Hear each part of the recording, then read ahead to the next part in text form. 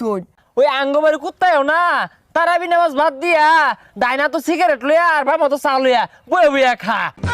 এইগুলা কথা কইন কি লিগা? এগুলা কিন্তু বালা পাই না। এটা মাটির চাক্কা। ও মাইরে আছে, তোর আইনা না মাইরে আছে।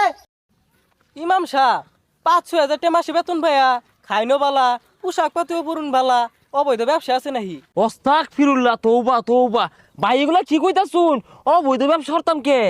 তাহলে এত কম টাকা বেতন পাইয়া এত ভালো মতন চলতেছুন কেমনে?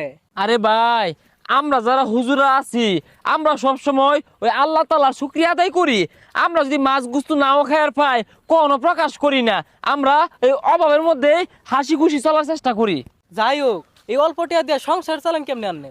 আমরা সব সময় অল্প অল্প খরচ করার চেষ্টা করি আর সব সময় আমরা আল্লাহ তাআলা শুকরিয়া আদায় করি, কোনো প্রকাশ করি না। এই অল্প টাকা দিয়ে আমরা অনেক ভালো আছি। আর তাছাড়া আমগর যে ইনকামটা এটার মধ্যে বড়